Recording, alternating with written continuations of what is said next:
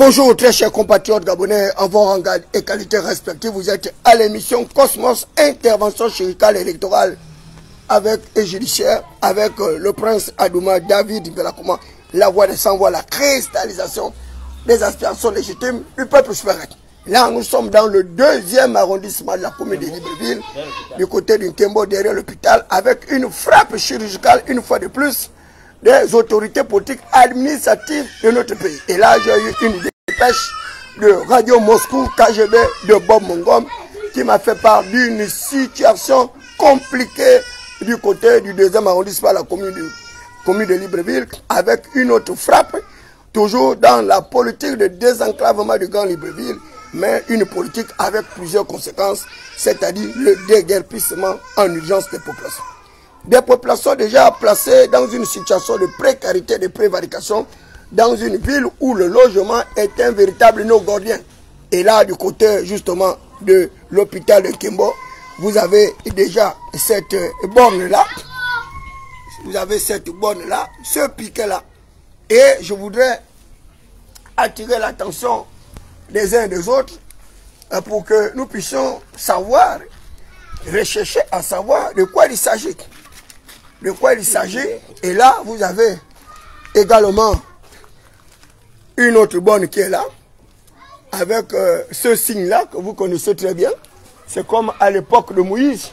Lorsque vous aviez ce signe-là, eh bien, vous êtes sûr que vous allez être déguerpi, vous allez être cassé. Mais malheureusement, la difficulté, c'est qu'après avoir cassé les maisons des Gabonais, eh bien, il n'y a aucune véritable politique de relogement. Or, ces personnes sont en difficulté sociale, en difficulté d'insertion professionnelle. Ce sont des laissés pour compte sociétaux, les marginaux économiques, ceux-là, et qui devraient avoir toute l'attention des pouvoirs publics, qui devraient avoir toute la solidarité, la générosité des pouvoirs publics. Malheureusement, nous nous retrouvons dans un système totalitaire où le peuple n'a pas droit à la parole, le peuple ne peut pas se plaindre et le peuple n'a pas accès à ces minima sociaux. Les minima sociaux, c'est d'avoir l'accès à l'eau potable, avoir l'accès à l'énergie, avoir l'accès à l'éducation. Et là, je viens de rencontrer un des fils du quartier, je vais aller vers lui. C'est le conseiller Guignanga, je crois, si j'ai bonne mémoire, si j'ai bonne souvenance. Monsieur, bonjour, comment allez-vous? Je vais très bien, monsieur. Est-ce que vous pouvez vous présenter à l'auditoire? Oui, je me nomme Christian Nyanga, conseiller d'orientation psychologue en sciences de l'éducation. Je suis... Est-ce que votre situation administrative a été régularisée? Puisque nous étions pratiquement... vous étiez dans le même cas que moi, avec les suspensions de solde, avec des accusations fallacieuses, mais Dieu merci que la situation a été régularisée. Et là, nous voulons une fois de plus saluer au passage la ministre d'État de l'Éducation nationale, d'ailleurs candidate engagée dans la commune de Toum, c'est-à-dire Camélia Toutou. Monsieur Guianga, je reviens vers vous. Je viens de voir une fois de plus des croix sur les portes, mais également des bornes. Il s'agit de quoi? Bon, en fait, le problème c'est qu'il y a 2 semaines de cela, je disais, moi c'est Christian Nyanga, conseiller d'orientation. Il y a 2 semaines de cela, nous avons reçu des agents du ministère de l'Habitat. D'accord. Ils sont arrivés, ils ont dit, effectivement, puisque l'État est en train de faire le recensement de tous ces biens et autres, c'était normal. Donc, quand ils arrivent, ils font le recensement, ils disent que bon, on va vous casser d'ici là. Nous, ça nous a un peu... Moi, j'étais un peu étonné. Moi, je me suis dit, mais comment ils arrivent, ils ont cassé. Donc ça s'assimile à ce qu'on est en train de faire ailleurs. Du côté des plans de retour et autres, tous les quartiers et autres. Je me suis dit, moi, je me suis interrogé. J'ai réuni toute la famille, en fait, tout le quartier. C'est demain que j'ai déposé un document en bonne et due forme auprès du ministre de la Santé pour qu'il nous reçoive, qu'il nous explique les bien fondés de cette démarche. Donc, je leur ai dit, c'est pas possible, pour pas arriver comme ça. Ils ont dit non, on viendra faire le recensement de toutes les maisons, mais après l'élection présidentielle. Après l'élection présidentielle, après l'élection locale, législative et locale. Absolument. Je me suis interrogé, mais j'ai dit, mais comment un recensement va attendre après les élections? Ça ressemble à la délinquance. Ouais. C'est-à-dire que ça ressemble à la délinquance. Les gars étaient fragilisés, étaient mal orientés sur le plan de plein de routes et autres. Donc, on voudrait attendre après l'élection pour venir dégaper les habitants de l'hôpital de Kembo. En temps, nous ne sommes pas là fortuitement. Nous sommes là pour une raison de droit parce que les gens de l'hôpital, les agents publics de l'hôpital nous ont autorisé d'être là. Mais eux, ils vous demandent si vous avez le titre foncier. Et d'ailleurs, ils disent que c'est le terrain de l'État. Le titre foncier, le Oussolis, le Oussanguinis, Ou solis, ou sanguinis. Le droit du sol. Nous, là, on est nationaux, oui ou non? Absolument. On a le droit du sol. Absolument. Mais pourquoi les bêtisiers, tous ceux qui entourent Oligui, c'est des bêtisiers. Ils ne savent rien. Monsieur Oligui, ceux qui vous entourent, c'est des bêtisiers. Des bêtisiers, grand frère. Moi, je suis quelqu'un qui te supporte. Est-ce que vous avez un titre foncier, monsieur Guidjanga? Je le redemande encore. Vous avez un titre foncier? Je suis pas titre foncier. Est-ce que vous avez une autorisation de vous installer ici? Qui peut l'avoir? Qui peut l'avoir? Est-ce qu'on peut l'avoir facilement? Si ce n'est l'État. Si ce n'est l'État. Bon, pourquoi l'État ne va pas casser à Kanda? Pourquoi il ne va pas casser à Kanda? Là-bas, c'est les inondations. Les gens construisent là-bas de manière anarchique. Tout à fait. Pourquoi les déguerpissements forcés, je dis déguerpissements forcés, ne se lucient ne touchent que les quartiers sous-équilibrés. Les gens, les précarisés. Voilà. Pourquoi? Pourquoi? Pourquoi? C'est une question. Pourquoi? Mais Oligui, moi, je ne sais pas. Oligui devrait beaucoup plus. Mais monsieur Guidjanga, mais vous êtes un soutien de Brice Cotin Oligui. Mais je suis un soutien. On vous a vu battre campagne avec... Brice Oligui, c'est superflu. Moi, j'étais le soutien Bongo Père. Soutien d'Ali Bongo Nimba. Tout à fait. Et je suis soutien de Brice Cotin Oligui. Ils n'ont donné le pouvoir. Ali Bongo m'a cassé au boulevard. Je te déguerpis le boulevard. J'ai toute la licence et je te vous fais voir. Mais j'ai construit une maison. Est-ce que lorsqu'Ali avait cassé, vous avez été justement dédommagé? Bon, ta soeur, ta grande soeur, Yolande, la fille de Bassiro, elle a été draguée par un tocard de ministère de l'Habitat. Nous avons 2 millions. C'est une maison de 5 chambres, salon, douche, cuisine. C'est pas possible. 2 millions. 2 millions. C'est une blanche qui était là qui a dit non, on ne peut pas voir ça. Je veux vous ajouter, elle nous a ajouté 1 million. Ça fait 3 millions. On n'a pas l'espace. On ne peut pas construire sinon que venir ici. On a fait ça, le bâtiment là. Vous allez voir. On investit là-bas. Ma mère s'enlève. Mais imaginez-vous qu'on dise qu'on vient casser la maison. Du jour au lendemain. Du jour au lendemain comme ça. Parce que quoi, l'État voudrait récupérer justement son patrimoine, son domaine communal et autres comme c'est devenu le cas. Ils m'ont cassé là-bas, ils m'ont envoyé où? Ils m'ont cassé là-bas, ils m'ont envoyé où? L'État gabonais est incapable, c'est l'incompétence notoire, c'est dans le copinage. On nomme qui on veut, mais qui n'a pas de référence. Hein, grand frère? Ils n'ont pas de référence, ils sont nommés, mais ils n'ont pas de référence. Est-ce que vous vous êtes également organisé en syndicat? Non, pour pouvoir défendre les demain matin, je vais déposer un document écrit en bon uniforme au ministère de la Santé. D'accord. Donc nous sommes un collectif, le ministre devrait nous recevoir. Urgemment. Parce que ça là, c'est un désordre. C'est la délinquance politique. Ça, c'est la délinquance politique et administrative. On ne peut pas accepter cela. On ne peut pas, grand frère. On ne peut pas. Oligui est mal entouré. On parle de ça tout le temps et à chaque fois, je sais pas ce qui se passe. Mais conseil Guidjanga, aujourd'hui, ils ont bien trouvé une stratégie, c'est-à-dire qu'ils vont déguerpir les populations après le processus électoral, c'est-à-dire après l'élection législative et locale. Qu'est-ce que cela vous fait justement pour pouvoir également vous protéger, vous préserver de cette solution assez chimérique? Oui, parce qu'ils attendent une fois de plus être élus.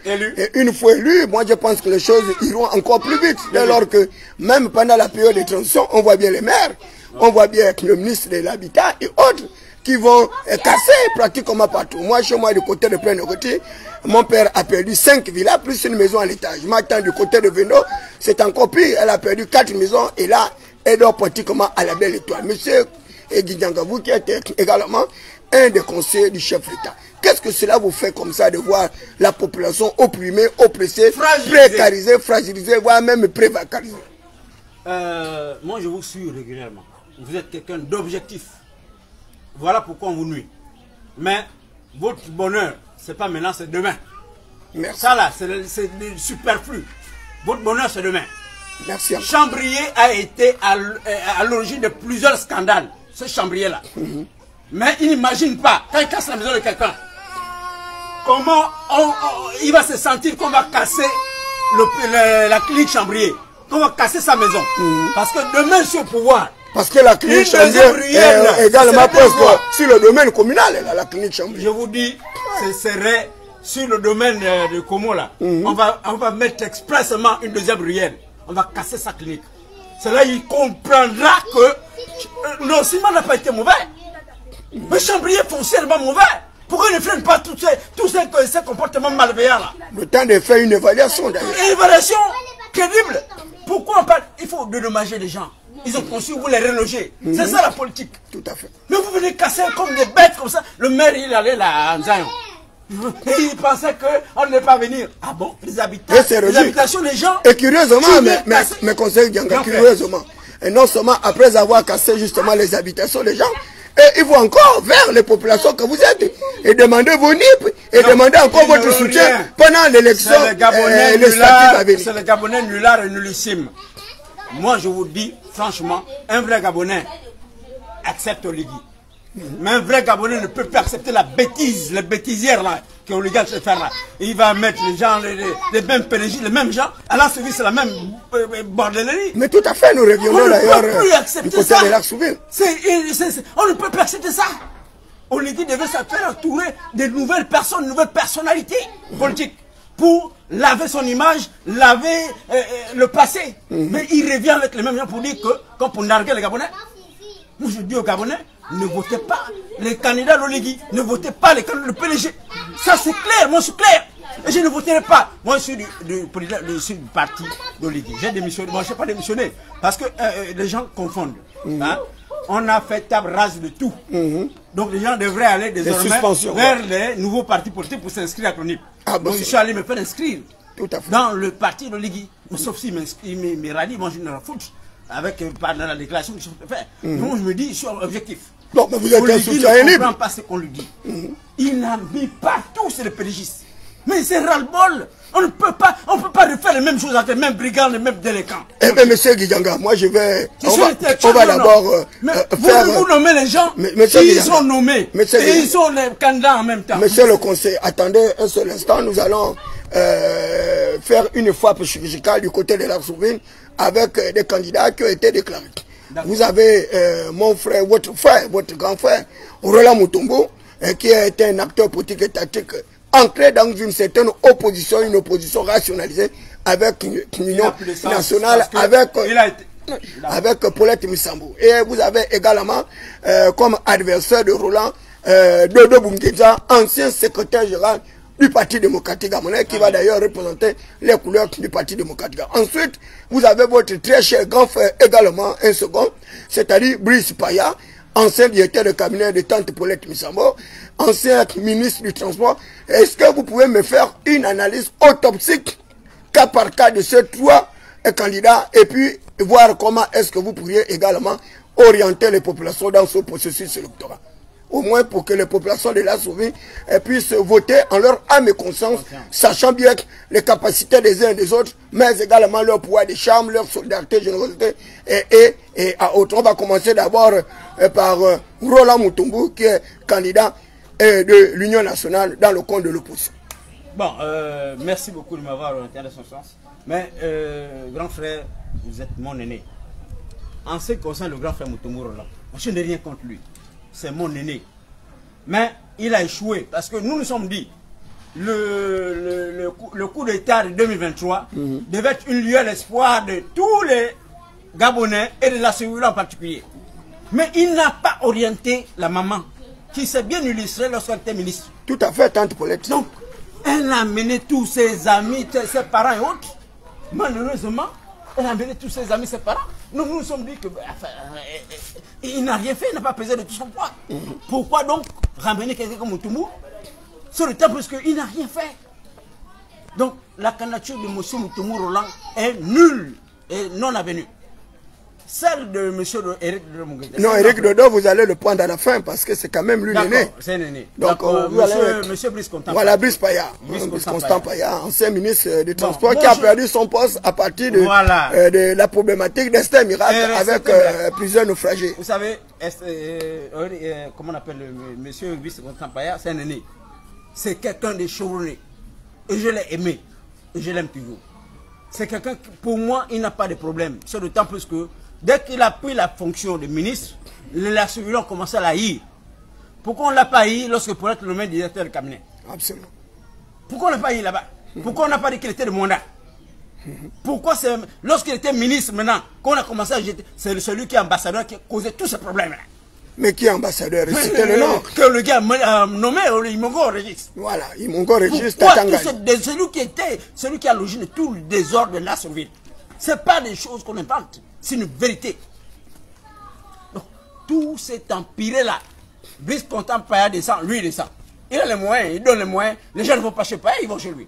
Donc il était fébrile, il ne pouvait rien faire. Il n'a pas pesé. Donc pour moi, il n'a pas assumé le poste de ministre. Ministériel, le poste ministériel n'a pas assumé.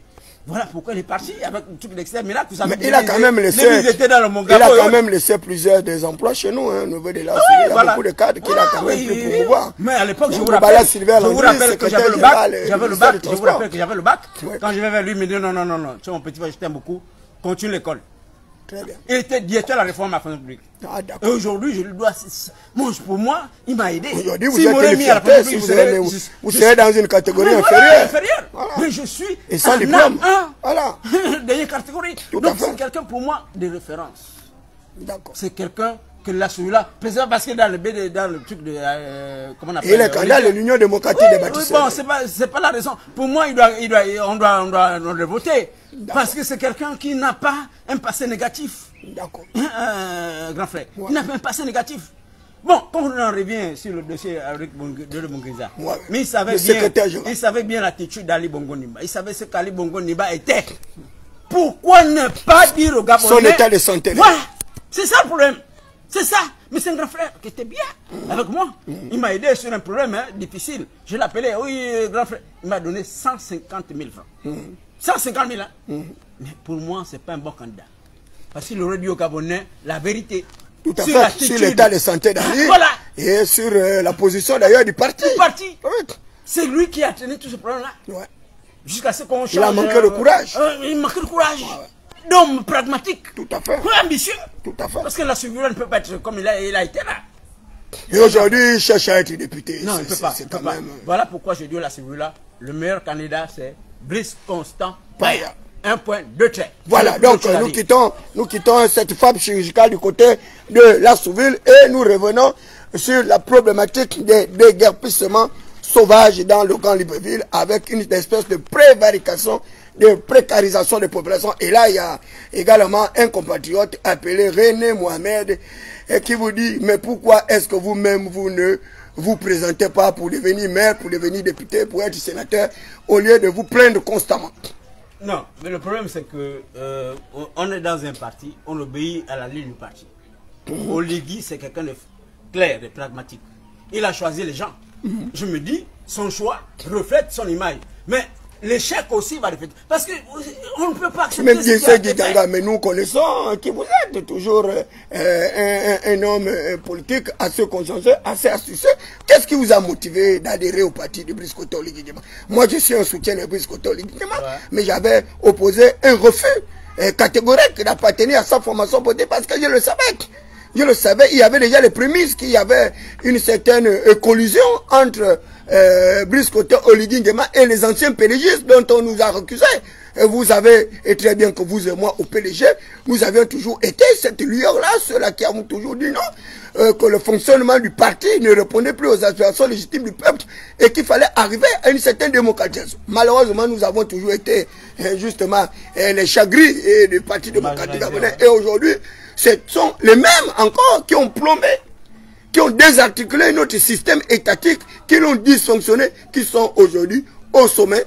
Ça coquina avec Brice Constant Oligui Nguema, mangeant et buvant, et c'est le peuple qui a abandonné avec ses frappes chirurgicales. Une fois de plus, c'est des populations qui vont être déguerpies dans cette circonscription administrative électorale. Et d'ailleurs, paraît-il que même ce manguier ne va pas résister quand bien même il produit le fruit. Monsieur Giyanga, comment vous appréciez l'attitude de toutes ces personnes qui sont autour de Brice Constant Oligui Nguema, les pédagistes du Wellington appelés extrémistes forts, les pédagistes du Haut-Togo appelés extrémistes Teket? Est-ce que Brice Constant Oligui Nguema n'est pas là sur une voie sans issue, une voie sans retour? Le président Brice Constant Oligui Nguema est sur une voie sans issue, sauf d'autant plus qu'il s'entoure des gens qui n'ont pas la compétence. Ils n'ont pas une compétence morale, intellectuelle d'abord. Ça c'est clair. Parce que pour beaucoup, c'est des bras cassés. Des bras cassés. Ils n'ont pas de référence. Quelqu'un qui va, il n'a rien, il n'a pas de référence, va te donner quoi comme orientation? Qu'est-ce qu'il va te donner comme orientation? D'abord, tu es président. Hein? Il y a d'abord l'influence. Et l'intellectualisme voudrait que quand c'est pas bon, tu ailles vers quelqu'un qui dit que c'est pas bon. Mais il a un bras cassé, il va te dire quoi? Rien du tout. Il n'aura rien. Le président a parlé, il a bien dit. Mais moi, je ne comprends pas ce qui se passe, grand frère. Lui-même, il a bien dit. Il a dit, lors de la prise de sa majesté haute, il a dit, les États entre griffes se sont développés par respect de la loi. Absolument. Pourquoi ici on veut la loi? Il commande, mais on viole la loi devant lui. Il ne fait rien. On viole la loi devant lui. Il a dit, lorsqu'il a pris le pouvoir, lorsqu'on l'a eu, là, il est parti à Angola là-bas, il a dit, ce ne serait plus des bras cassés ou autres. Il me ramène les mêmes gens qui n'ont pas de référence. Mais pourquoi il fait une chose et son contraire? Mais M. Yang Alexandre Barreau-Chambrier est tout de même un intellectuel de haut niveau. C'est lui qui est à l'origine de tout il est quand même un expert du Fonds monétaire international. Les institutions de Bretton Woods, le Fonds monétaire international et la Banque mondiale, avoir même le club de Paris. Était là, M. Nossima, on a eu des ordres qu'on a mais c'est lui qui est à l'origine de tout ce désordre. Je te dis. Est-ce que c'est un désordre entretenu? C'est entretenu? Pour atteindre quel objectif? Mais l'objectif c'est quoi? Ça affamer les gens? Ça affamer, asphyxier les gens? Appauvrir davantage? Est-ce que c'est pas ça le propre du système capitaliste? Je ne saurais vous le dire, grand frère. Je ne saurais vous le dire. Monsieur Chambrier, c'est un coutumier de fait. Mais il vivra ça un jour. Quand Dieu lui fera grâce. Quand il saura que la deuxième voie, la seconde voie va passer entre le Congo et sa chambre, sa clique, c'est là où il saura que l'État, c'est l'État de droit. C'est pas là où il parle l'État de droit passer le pouvoir, mais il saura ça un jour. Ça, je n'ai pas besoin de m'exprimer là-dessus. Lui va vivre ça aussi un jour. Monsieur le conseiller d'orientation, nous sommes pratiquement en début de rentrée scolaire. Ouais. Il paraît-il qu'il y a eu plusieurs bacheliers qui ont pu avoir ce parchemin. Et comment tous ces bacheliers-là vont se débrouiller du côté de l'université Omar Bongo Ondimba, sachant bien qu'on n'a pas poursuivi la politique de Omar Bongo Ondimba qui consistait en une décongestion de l'université, une déconcentration pour pouvoir construire les universités dans les chefs-lieux de province pour arriver à désengorger notre système universitaire et aider les populations de pouvoir faire de parfaire leur connaissance dans des lieux un peu plus proches justement de leur lieu d'habitation. Grand frère, je ne peux pas trahir, hein. Moi je suis enseignant professeur, donc mon langage aussi va amener les gens à se recroqueviller dans mon métier. Donc vraiment je saurais vous répondre, mais il y a un problème dans ce sens. D'accord. Mais c'est un problème infrastructurel, ça là vous n'avez pas besoin l'orientation. Je n'ai pas le on va orienter les jeunes l'orientation, vous êtes conseiller d'orientation. On va orienter voilà. Il n'y a pas de structure. Mais tout à fait, mais il faut bien le dire qu'il n'y a pas de structure. Aillent aux États-Unis ou autres, ils vont aller où? Quand ils cliquent la machine, ils vont où? Mais je voudrais d'ailleurs. Il n'y a pas ça. Mais je peux pas monsieur le conseiller, je sais que vous ne voulez pas vous. D'accord, je sais que vous ne voulez pas vous élargir, mais je voudrais également aborder quand même cette question. Vous êtes conseiller d'orientation. Aujourd'hui, il y a une suspension d'inscription au sein des universités telles que Harvard, Oxford et autres, qui sont des véritables pôles d'excellence académique. Est-ce que le fait de ne pas, justement, d'empêcher les Gabonais d'aller apprendre dans ce pôle d'excellence politique, administrative et voire même professionnelle, est-ce que en réalité on peut avoir des hauts diplômés qui soient capables d'impulser une nouvelle dynamique en relançant la croissance économique de notre pays de manière objective? Grand frère, tout c'est la planification. Absolument. Et la planification. Qui centralise tout, c'est Chambrier. Toute la planification, c'est Chambrier qui la centralise. Dès lors qu'elle n'est pas faite en amont, il n'y a pas de raison qu'elle puisse prospérer. Mais Chambrier la centralise comment? C'est bel et bien Briskoto Ligigema, qui est président de la Ligue, chef de l'État, qui est également Premier ministre. Celui qui est Premier ministre, qui impulse. Mais le Premier ministre, c'est Briskoto Ligigema, ce n'est pas Barreau Chambrier. Non, mais ça c'est sur le document. Mais oui, après la constitution que nous avons adoptée. Malheureusement. Qui incarne d'ailleurs le pouvoir totalitaire. C'était une erreur grave de le faire. C'était une erreur grave. Donner tous les pouvoirs au président de la République. Mais dès lors que tout tombe sur ses pieds, il devra assumer. Parce que rien n'est fait en ce moment. On ne peut pas. Il n'y a pas de formation ici au Gabon. Il n'y a pas. Mais on ne peut pas interdire aux enfants d'aller apprendre à l'extérieur. C'est le temps parce qu'ils cherchent. Ils sont orientés par rapport à leurs compétences, leurs aptitudes. Tout à fait. Dès lors que. Et aux résultats obtenus par leur baccalauréat, baccalauréat C, etc. Dès lors qu'on remet en cause. Parce que quand on interdit, ça veut dire qu'on remet en cause. Est-ce que ce n'est pas une manière de tuer l'excellence? Moi, je ne voulais pas m'exprimer là-dessus. Bon, Omar Ali Bongo Ondimba le disait, on va terminer par là, à travers son discours quand même assez studieux, qu'il ne sera heureux que lorsque les Gabonais seront heureux. il ne sera fier de sa politique que lorsque sa politique sera profitable à l'ensemble de tout le Cameroun. En votre âme et conscience. Est-ce que vous pensez que la politique actuelle de Brice Oligui Nguema dans le cadre de l'aménagement du territoire, dans le cadre de l'habitat, est propice et avantageuse à l'ensemble de tous les compatriotes camerounais? Bon, en toute lucidité. Je ne peux pas aussi l'incriminer parce que de ce qui me revient comme information, il est en train d'orienter progressivement les gens vers Bikele et autres, ceux qui ont été déguerpis du côté du boulevard. Mais ce n'est pas une bonne politique. La bonne politique voudrait qu'ils recensent d'abord ces identifie, qu'ils les orientent et ensuite ils cassent. Tu peux pas casser et laisser les gens à la belle étoile. C'est pas possible. C'est pas possible. C'est pas possible. Ça, c'est de la délinquance. Conseil Kinyanga, des organismes financiers internationaux pour financer les projets de telle envergure sont clairs. Il faut recenser les populations, il faut évaluer leurs bâtis, il faut les dédommager, leur trouver des zones justement de relogement et ensuite on les casse. On est d'abord Gabonais. On est Gabonais, on est net Gabonais. Est-ce que par le fait du sol, ce n'est pas déjà une première occupation de la nationalité? C'est le principe de la nationalité. Hous solis, le lien du sol. Tout à fait. On a qui est la nationalité? Par le lien du sol. Voilà, le lien du sol, c'est...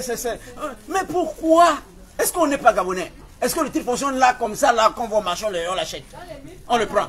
Non, c'est une procédure. Mais qui l'a? C'est les riches, c'est les nantis qui l'ont. Mais pourquoi il ne va pas casser à Kanda, là où il y a les... C'est pas bien fait là-bas. Il y a des inondations là-bas. Pourquoi il veut casser les gens précarisés? C'est ça le problème de l'Uruguay. Déguerpissement forcé, c'est ce qu'on appelle.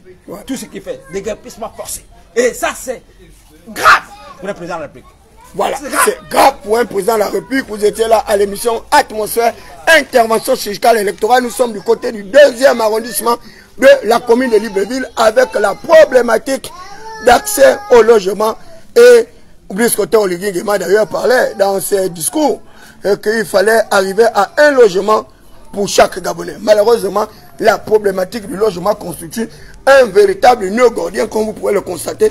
Les populations sont de plus en plus précarisées. Les populations vivent dans des conditions les plus lamentables, des conditions de difficile accès. Et nous voulons donc attirer l'attention du chef d'État sur la nécessité de suspendre cette opération chirurgicale de casse du Grand Libreville et particulièrement des quartiers sous-intégrés pour arriver à faire asseoir une véritable politique d'accès au logement pour tous, une politique d'accès à la propriété pour tous. Et d'ailleurs, dans son projet de société, il le parlait aisément pour rappeler aux uns aux autres que sa politique sera axée sur le relogement des Gabonais. Malheureusement, nous constatons pour le regretter qu'une fois élu, eh bien, c'est un tout autre oligarque que nous avons en face. Nous n'avons plus le même oligarque qui est constitué pour les populations des quartiers sous-intégrés, l'espoir, l'espérance en des lendemains meilleurs. Aujourd'hui, les populations sont de plus en plus précarisées, de plus en plus prévaricalisées. Et là, nous sommes dans le cadre du processus de renouvellement de notre classe politique. Dans cette reconfiguration, je vous annonce une fois de plus que je suis candidat au premier siège du 3e arrondissement de la commune de Libreville. Il serait souhaitable que les Gabonais consciencieux puissent voter pour les candidats qui sont capables de les défendre, capables de défendre leur aspiration légitime, capables de défendre leur opinion, capables de défendre leur patrie, leur nation, leur gabonité, mais également leur gabonité. Merci de votre bien aimable écoute. L'opération chirurgicale se termine sur cette note d'espoir, en espérant que le chef d'État va pouvoir se raviser, va pouvoir améliorer sa gouvernance politique étatique pour que les Gabonais puissent rentrer dans une véritable restauration de l'état de droit, mais également la restauration de leur dignité. Ciao, ciao, merci encore. Vous me retrouverez tout à l'heure dans une demi-heure, le temps pour moi de me retrouver dans une autre séquence administrative et autoritaire. Aujourd'hui, nous allons aborder la problématique des casses dans le Grand Libreville. Vous étiez là avec le prince Adouma, la voix de sans-voix, David Mberkouma, cofondateur de la Ligue des non-alignés, président actif de la jeunesse insoumise, vice-président porte-parole des États généraux des quartiers sous-intégrés, chargé de la réponse de la coalition octobre 2025 avec les candidats indépendants. Allez, merci encore de votre bien aimable attention. Partagez cette vidéo là où besoin se fera pour que les populations puissent une fois de plus évaluer ce qui se fait sur le terrain évaluer la politique d'accès au logement, la politique d'accès à la propriété, la politique d'accès justement à un minimum de conditionnalité. Allez, merci encore. Vous étiez là sur ma page Facebook dénommée David Mbeakouma, le prince Adouma.